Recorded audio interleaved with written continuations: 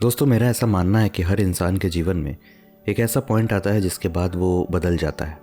बदलने का मतलब ये नहीं है कि अच्छा इंसान बुरा बन जाता है या बुरा इंसान अच्छा बन जाता है, पर उस इंसिडेंट के पहले हमारा ज़िंदगी को देखने का जो नज़रिया होता था वो कहीं ना कहीं बदल जाता है। मैं अगर अपनी बात बताऊं तो 1-1.5 साल पहले मुझे अपनी लाइफ का वो एक्सपीरियंस मिला जहां मैंने मेंटली और इमोशनली इतना हार्ड टाइम देखा कि मेरा भी लोगों और लोगों से भरी इस दुनिया को देखने का नज़रिया काफ़ी हद तक बदल गया। कहते हैं कि ज़िंदगी सबसे बढ़िया टीचर होती है, पर मेरा मानना है कि टीचर क्लास में हो या रियल लाइफ में, अगर आप टीचर को ध्यान से सुनने और समझने की कोशिश नहीं करते तो फिर कोई फ़ायदा नहीं होता है।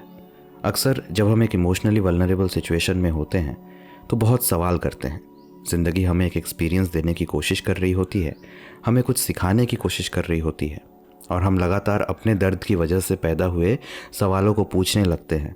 और हम जितने सवाल पूछते हैं हम एक साइकिल में फंस जाते हैं जहाँ एक सवाल का जवाब दूसरा सवाल होता है, और थोड़ी देर बाद हम घूम फिर के वापस पहले सवाल पर ही आ जाते हैं। इन सवालों के बीच में घिरे होने की वजह से हमारी पर्सनल एंड प्रोफेशनल लाइफ काफ़ी हद तक डिस्टर्ब होती है, जिसके आफ्टर इफ़ेक्ट्स हमारी ज़िंदगी में लंबे समय तक महसूस किए जा सकते हैं। दोस्तों, इंसान एक सामाजिक प्राणी है, यानी सोशल एनिमल, और हमारे अंदर बहुत सारे फीलिंग्स एक एटम के न्यूक्लियस के बाहर चक्कर लगाने वाले इलेक्ट्रॉन्स की तरह होते हैं। कुछ लोग जो इस इमोशन के फ्लो को कंट्रोल नहीं कर पाते वो हाईली रिएक्टिव हो जाते हैं, और उनकी ये अनस्टेबिलिटी कहीं ना कहीं उनके लिए नुकसानदायक होती है। इन सारे सिचुएशन से निकलने के लिए जो चीज़ें काम आती हैं, जैसा मुझे लगता है मेरे एक्सपीरियंस के अनुसार, वो है 3 चीज़ें हैं बेसिकली। पहला एक्सेप्टेंस, दूसरा डिस्टेंस, और तीसरा सेल्फ इम्पॉर्टेंस। अब हम इन तीनों चीज़ों के बारे में बारी बारी से डिस्कस कर लेते हैं। पहला जो पॉइंट मैंने बताया वो है एक्सेप्टेंस। एक्सेप्टेंस उस चीज़ का जो हो चुका है, जो चीज़ आप नहीं चाहते थे वो एक्चुअली हो चुका है, और इस चीज़ को एक्सेप्ट करना काफ़ी ज़रूरी है। शुरुआती स्टेज में इसे ठीक करने की कोशिश होनी चाहिए, और हम करते भी हैं, अपने साइड से एफर्ट करते हैं। पर समय के बाद, यानी एक समय बीत जाने के बाद, ये ज़रूरी होता है कि हम एक बार रीचेक करें कि इन चीज़ों को ठीक करने के लिए, यानी बिगड़ी हुई चीज़ों को ठीक करने के लिए हमें किस हद तक अपनी चीज़ें जो ऑलरेडी हमारे पास हैं उसको खोना पड़ रहा है। ऐसे सिचुएशंस में जो चीज़ें अक्सर हम खो रहे होते हैं, या हमारी जो चीज़ें ऑन द लाइन होती हैं, वो होती है अपनी dignity, self respect, mental peace and social life. जब हम एक चीज़ फिक्स करने के लिए, जो शायद फिक्स नहीं हो सकती है, बाकी सारी चीज़ें कुर्बान करने को तैयार हो जाते हैं, कभी जानबूझकर, कभी जाने अनजाने में, तो दोस्तों इससे ख़राब चीज़ कुछ नहीं हो सकती। ये वैसी बात हो गई कि ज़मीन जायदाद बेच के, जो हमारे पास हमारी पुश्तैनी है, हमारे पास बहुत पहले से है, वो बेच के एक लॉटरी का टिकट हम खरीद लें, इस उम्मीद में कि कभी लॉटरी लग जाएगी तो हम करोड़पति बन जाएंगे, बहुत सारी खुशियाँ अचानक से आ जाएगी। इसकी कोई गारंटी ना लॉटरी में होती है, ना प्यार मोहब्बत में होती है। मैंने अपनी ज़िंदगी में बुरा टाइम देखा है, एक बार नहीं कई बार देखा है, और प्यार मोहब्बत की वजह से भी बुरा टाइम देखा ही है। और मेरा विश्वास कीजिए, दुनिया की सबसे वाहियात लाइन जो लोग कहते हैं वो ये होती है कि मैं उसके बिना नहीं जी सकता या नहीं जी सकती। कोई किसी के बिना नहीं मरता है, विश्वास कीजिए। जिस चीज़ के बिना आप मर सकते हो वो है खाना, पानी और ऑक्सीजन। बाकी सब हिंदी फिल्मों में दिखाए गए चोचले हैं, इस पर ज़्यादा विश्वास नहीं करना है। मैं ये भी नहीं कह रहा हूँ कि किसी के आपके लाइफ से चले जाने के बाद आपको तकलीफ़ नहीं होती, बिल्कुल होती है, और बहुत ज़्यादा होती है। पर तकलीफ़ के साथ अक्सर एक चीज़ होती है कि तकलीफ़ हमेशा ज़्यादा और खुशी हमेशा कम फील होती है। तो अगर आपको लग रहा है कि आपको बहुत ज़्यादा तकलीफ़ हो रही है तो तकलीफ़ ज़्यादा ही होती है, इसमें गलती आपकी नहीं है। इंसान ऐसा ही होता है। आपके साथ जो बुरा हुआ है उसको आप जितनी जल्दी एक्सेप्ट कर लेंगे उतना आपको आगे बढ़ने में आसानी होगी। थोड़ा सा डिस्क्लेमर देना चाहूँगा कि ये एक लॉन्ग प्रोसेस होता है, और इसमें टाइम उतना ही ज़्यादा लगेगा जितनी गहरी आपकी चोट होगी, और मोहब्बत के केस में जितनी गहरी आपकी मोहब्बत होगी।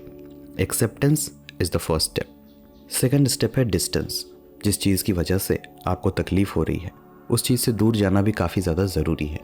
मोहब्बत में अक्सर लोग यादें सजो के रखते हैं, जैसे फ़ोटोज़, चैट्स, चॉकलेट के रैपर्स, किताबों में गुलाब की सूखी पंखुड़ियाँ, चिप्स के पैकेट्स, एट्सेट्रा एट्सेट्रा।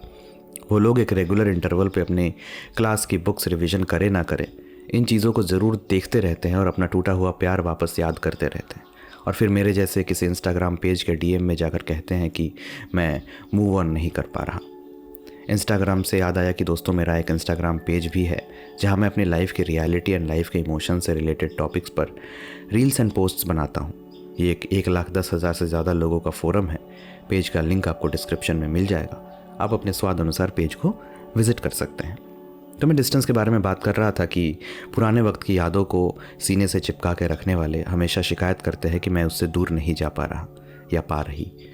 इसका रीज़न बस इतना सा है कि आपको एक पंछी को अपनी ज़िंदगी से आज़ाद करना है, लेकिन उसके टांग में आप धागा बांध के उसको छोड़ते हो, जिसका दूसरा सिरा अभी तक आपके हाथ में ही है, और आप ये उम्मीद करते हो कि वो चला जाएगा। ऐसा कभी नहीं होगा। डिस्टेंस या दूसरे लफ्ज़ों में फुल डिस्कनेक्शन, टोटल डिस्कनेक्शन बहुत ज़रूरी है उन यादों को अपने से बाहर निकालने के लिए। तीसरा इंपॉर्टेंट पॉइंट जो मैंने बताया था वो है सेल्फ इम्पोर्टेंस।